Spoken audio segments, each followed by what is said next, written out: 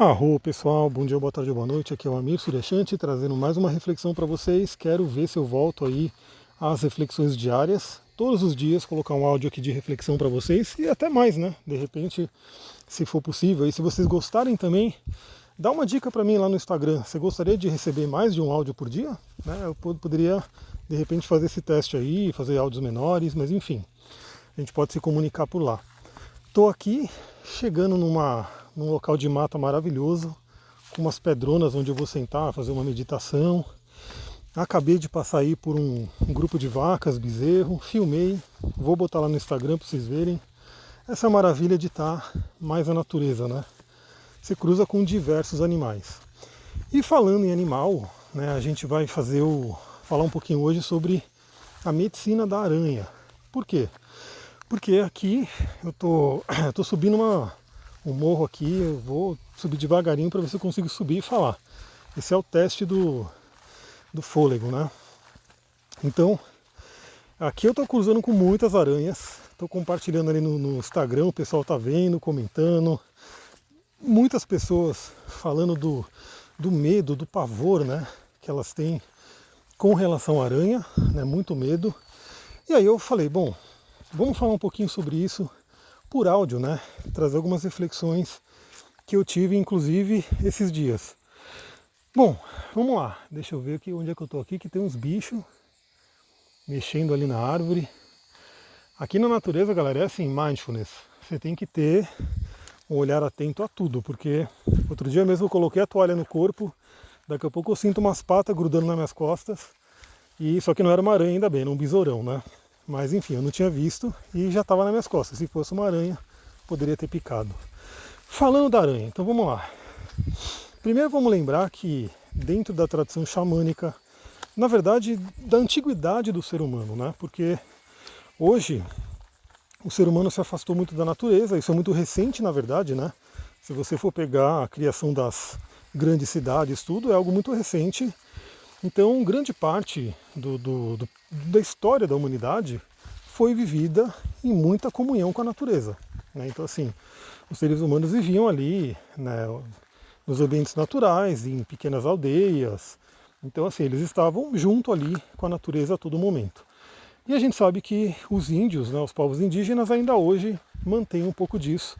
Por isso que, imediatamente, quando você ouve a palavra xamanismo, a maioria das pessoas vai lembrar do que? Dos povos indígenas, né? Porque eles são mais ou menos aqueles que mantiveram toda essa tradição.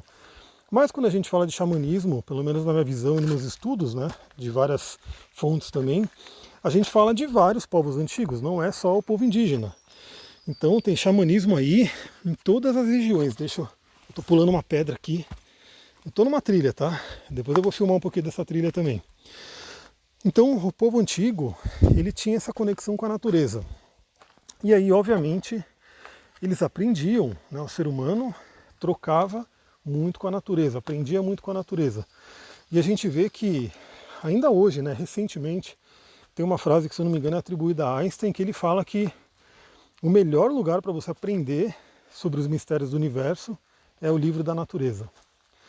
Como que você aprende isso, né? E aí que eu quero trazer a minha experiência, porque aqui eu compartilho o meu dia a dia com vocês também, né? O meu processo, minhas reflexões, os atendimentos, enfim. Eu estava lá, né? Primeiro queria falar para vocês que eu também tinha muito medo de aranha, tá? Eu morria de medo, era uma coisa até meio pavorosa. Inclusive, eu lembro uma vez que eu era pequeno, eu assisti aquele filme Aracnofobia, foi uma coisa horrível, enfim, eu morria de medo. E aí, né, conforme eu fui me aproximando da natureza, eu fui perdendo esse medo. Hoje, obviamente, eu guardo um respeito, porque a gente sabe que algumas aranhas são agressivas e venenosas e a gente tem que tomar um cuidado com elas. Então eu morri de medo e venci, e ultrapassei isso. Como? Com autoconhecimento e com conhecimento. Então, para começar, né, você que tem medo de aranha, busca entender, busca refletir um pouquinho sobre o que a gente vai conversar aqui. Então vamos lá. Quando a gente fala de aprender com os animais, eu vou gravar aqui nesse lugar de riacho, para vocês terem o som de água do fundo, olha só. Vocês vão ter o somzinho da água, que é um forte equilibrador do chakra sexual Swadhisthana. Maravilhoso isso. Então, os povos indígenas, xamanismo, né, todos os povos antigos aprendiam muito com a natureza e todos os animais, pela tradição xamânica, carregam o que é chamado de medicina, né, a medicina dos animais. Cada pessoa também carrega uma medicina, cada planta carrega uma medicina.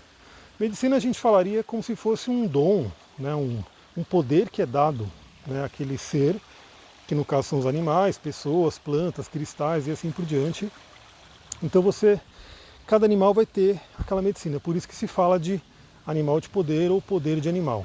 E a gente sabe que cada pessoa tem uma ligação. Eu não vou falar sobre o animal de poder pessoal aqui agora, porque senão o áudio viraria áudio de 1 hora tranquilamente. Mas eu quero falar um pouquinho sobre a aranha especificamente.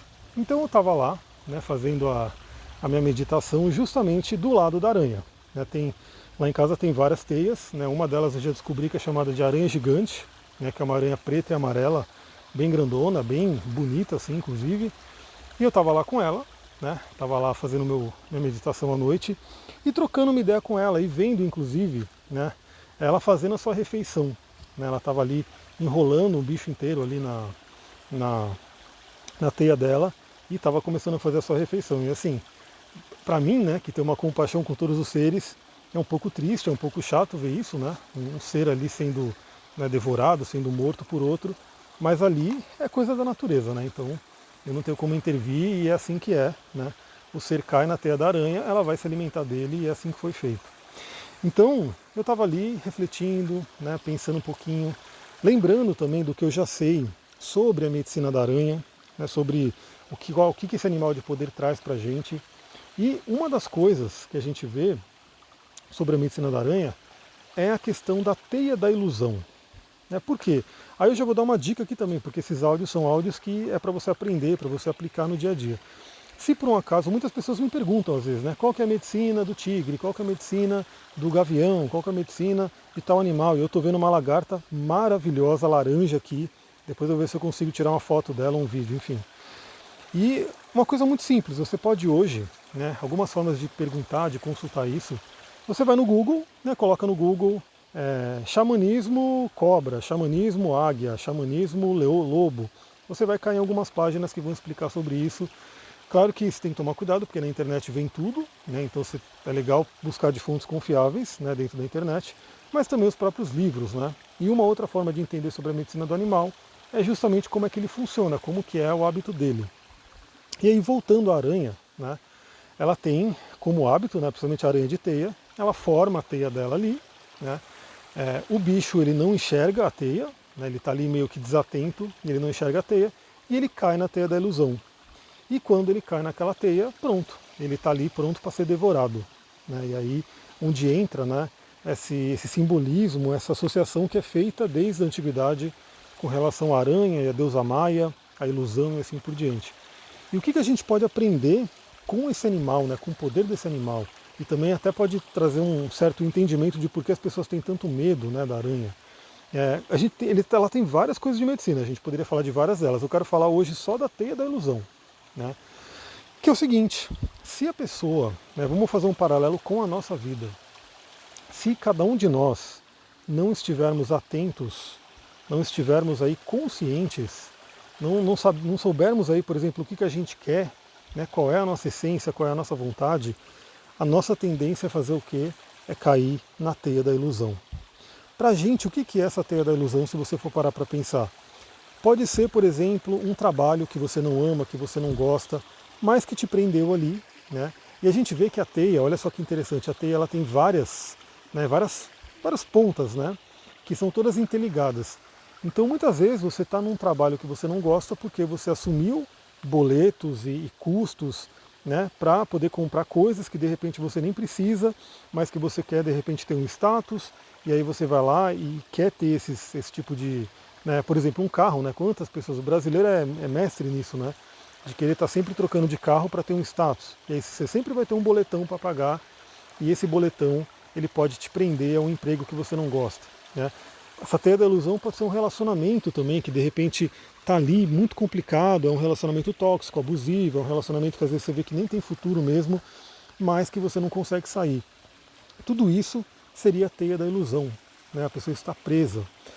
E aí a gente tem duas reflexões com relação a isso. Primeiro que, bom, às vezes o ser, né, o bicho, ele cai na teia e ele até consegue escapar. Né, ele até, eu às vezes vejo, né, às vezes até um bicho um pouco maior, tudo, então ele se debate, ele tem uma certa força ali e ele consegue escapar daquela teia. Né, e aí ele conseguiu se salvar, não vai ser refeição ali da aranha. Mas muitas vezes ele não consegue. E muitas vezes, né, e aí vamos trazer para a gente aqui, né, o que, que seria esse escapar da teia?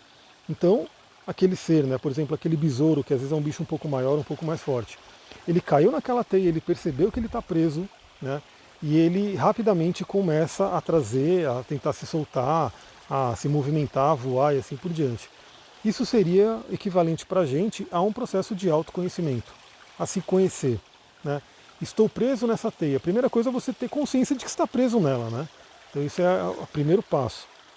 E o segundo é, deixa eu, né, trazer consciência para a minha vida. Trazer consciência é trazer essa força, trazer essa capacidade de sair, né, desse aprisionamento.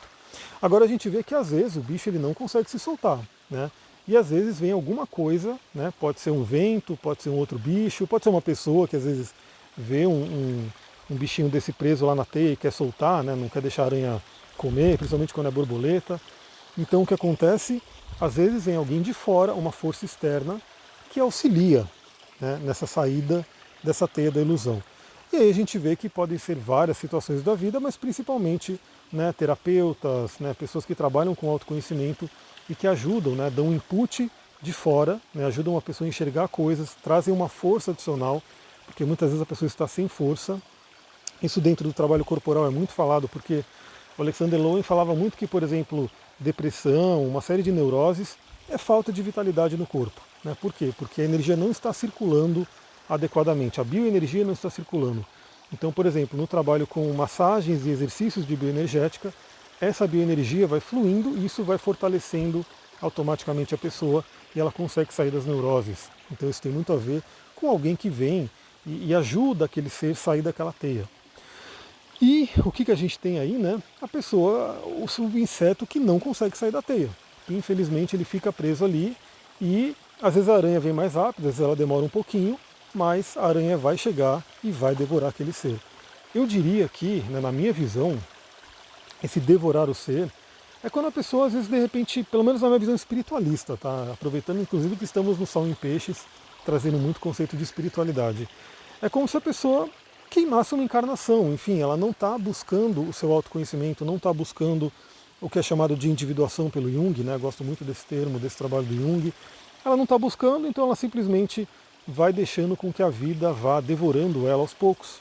Né? A situação, como eu falei, às vezes a pessoa está presa num emprego que ela não gosta. Imagina, a pessoa trabalha anos e anos em algo que não traz satisfação para a alma dela. Né?